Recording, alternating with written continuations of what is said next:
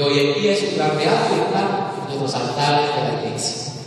Entonces encontramos aquí que él en su tercer viaje visitó casi las mismas regiones que lo hizo en el segundo, pero hizo Éfeso, donde permaneció casi 3 años en el centro de su actividad misionera. Hizo planes aún para otro viaje misionero en la intención de dejar a Jerusalén, ir a Roma y España. O sea, era un plan, pero un gran viajero.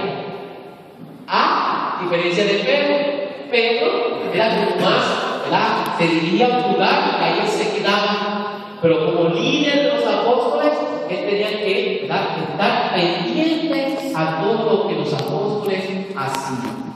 No se crean, también Pedro y Pablo tuvieron sus controversias, tenían ellos sus controversias. Mientras Pablo hablaba por unas partes y Pedro hablaba por otras, cuando se encontraban a veces había, ¿verdad?, inclusive cosas que se decían, que a veces llegaban a una conclusión y otras veces sí llegaban a conclusiones y llegaban a una, ¿verdad?, a un acuerdo. Pero ellos tenían también sus diferencias también. Pero Dios los escogió a ellos. Imagínense si todo fuera igual. Decía un niño, que esto que ahora sí o sería. Entonces, no, hay diferencias. Para ellos también hubieron diferencias entre estos dos grandes apóstoles. Entonces, esta es una zona para que veamos esta historia biográfica cortita de estos dos grandes apóstoles. Aquí, en esta iglesia, tenemos esos vitrales.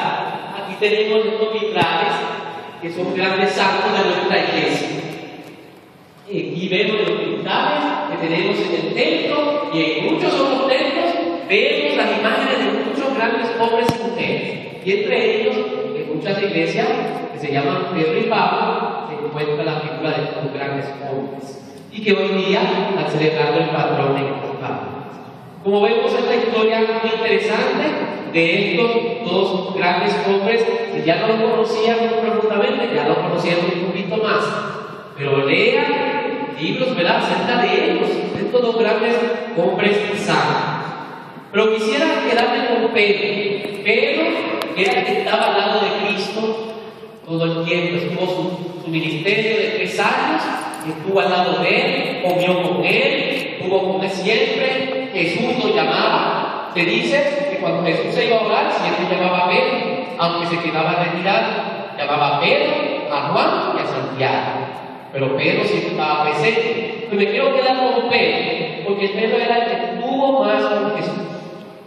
Aparte, ¿verdad?, con los apóstoles, pero Pedro era el más cercano, porque Jesús fue el que lo escogió como nuestro líder de la iglesia. Lo dijeron por ahí, el primer papa de nuestra iglesia católica.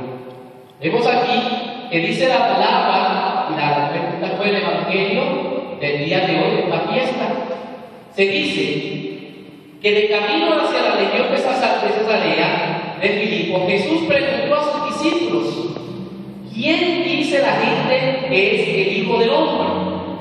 Ellos le contestaron: unos que Juan el Bautista, otros que Elías, otros que Jeremías, o uno de los profetas. Jesús les preguntó: ¿y según ustedes, quién soy yo?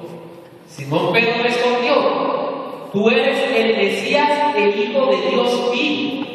Jesús dijo: dichoso tú, Simón, hijo de Juan, porque eso no te lo ha revelado ningún mortal, sino mi Padre que está en los cielos.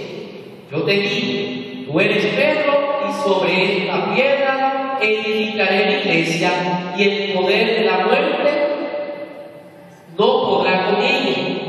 Le daré las llaves del reino de los cielos.